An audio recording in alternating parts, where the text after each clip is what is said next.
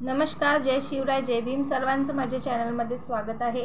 तर आताच आपल्याला एक लेटेस्ट न्यूज मिळालेली आहे की आपण जे पत्रव्यवहार केलेला आहे आता सध्याच्या कंडिशनला, म्हणजे आपल्या आस्थापनाकडनं जी आपण कौशल्य विभागाला मागणी केली होती, तर 1-2 ठिकाणी असे त्यांची रिटर्नमध्ये रिप्लाय आलेले आहे. जिल्हा सहाय्यक आयुक्त जे आहे त्यांच्या थ्रू रिप्लाय आलेला आहे की एक आनंदाचीच बातमी आहे ही की जर आस्थापनाला नीड असेल, आस्थापनाला जर गरज असेल म्हणजे मनुष्यबळाची, आणि तुम्हाला माहिती आहे प्रत्येक ठिकाणी मनुष्यबळाची गरज आहेच, तर त्यांचा रिप्लाय असा आलेला आहे की मनुष्यबळाची जर गरज असेल तर आस्थापना जे म्हणजे विद्यार्थी आहे, जे प्रशिक्षणार्थी आहे, यांना कॉन्ट्रॅक्ट बेसवर रोजगार देऊ शकतात. आता म्हणजे जे कॉन्ट्रॅक्ट बेसिसवर जागा निघतील किंवा कुठल्या प्रायव्हेट सेक्टरच्या ज्या कंपन्या आहे यांच्या थ्रू ते तुम्ही आस्थापनामध्ये त्यांना रुजू करून घेऊ शकता कॉन्ट्रॅक्ट बेसिसवर. ओके, तर हे एक रिप्लाय झाला आहे, एक पॉझिटिव्ह रिप्लाय. सर्व जिल्ह्यामध्ये काही ना काही दिवसानंतर अशा प्रकारचे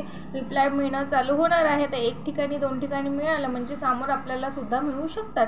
तर त्याचनंतर मी तुम्हाला अजून एक गोष्ट सांगू इच्छिते की सध्या जे NRHMची जी आहे ते सध्या जागा निघत आहे कॉन्ट्रॅक्ट बेसिसवर जे आहे. तर सध्या जे आपले युवा प्रशिक्षणार्थी आहे, मी हे याच्यासाठी आता तुम्हाला सर्वांनाच माहिती आहे जागा निघणार आहे, कंटिन्यूशनमध्ये चालू होईलच, पण हे कॉन्ट्रॅक्ट बेसिसवरचेच आहे. ज्यांचं प्रशिक्षण संपलं आहे, ज्यांच्याजवळ सर्टिफिकेट आलेलं आहे, अशा स्टुडंटनी कॉन्ट्रॅक्ट बेसिसवरचे जे आरोग्य विभागाचे म्हणा की अदर जे नागपूर जिल्ह्यामध्ये सध्या निघाले आहे, मी नागपूर जे मी तिथलंच पाहत आहे, तर NMCच्या ज्या आहे त्या जागा निघालेल्या आहे कॉन्ट्रॅक्ट बेसिसच्या. त्याच्यामध्ये सर्टिफिकेट पण लागतं एक डॉक्युमेंट्स व्हेरिफिकेशनवर, प्लस तुमच्या मेरिटनुसार आहे. म्हणजे तुम्ही जे तुमच्या ग्रॅज्युएशनमध्ये आता जे स्टुडंट लोक त्याच्यामध्ये फॉर्म भरतील तर त्यांचा जो मेरिटनुसार जो लिस्ट लागेल त्यामध्ये त्यांचं सिलेक्शन होत असते. तर सध्याच्या कंडिशनला ॲडव्हर्टाइजमेंट निघाली आहे. मी तुम्हाला ॲडव्हर्टाइजमेंट वाचूनसुद्धा सांगते, याच्यामध्ये मी व्हिडिओसुद्धा टाकते. ठीक आहे, तर हे बघा, हे नागपूरसाठी निघालेले फॉर्म आहे. असं प्रत्येक जिल्ह्यामध्ये निघाले आहे. तुम्ही आपापल्या याच्यामध्ये चेक करा आपापल्या जिल्ह्याच्या वेबसाईटवर जाऊन. तर 7 तारखेपासून तर 14 फरवरी म्हणजे याच महिन्यामध्ये भरायचे आहे फॉर्म. पुरुष लोकांसाठी MPWसाठी 88 पदं आहे. नागपूरमध्ये जेवढे स्टुडंटपर्यंत हा व्हिडिओ पोहोचेल त्यांना पोहोचवा. 18,000 पर्यंत बेसिक पे आहे, म्हणजे पेमेंट आहे 18,000 रुपयेच आपल्याला. आणि हा ऑनलाईन आणि ऑफलाईन आहे शायद पेमेंट भरायचं, की ऑनलाईन आहे तर पाहून घ्या, चेक करून घ्या. 100 रुपये मागासवर्गीयासाठी आहे, 150 रुपये बाकी अदर्ससाठी आहे. याच्यासाठी शायद एक्झाम पण होत असते, क्वालिफाईंग एक्झाम आहे. तर 50% मार्क लागतात त्याच्यामध्ये फक्त. तर ते सर्व डिटेल्स नंतर माहिती होऊन जाईलच आपल्याला, पण आधी फॉर्म भरा. आणि आपल्या 14 तारखेपर्यंतच हा फॉर्म भरायचा आहे.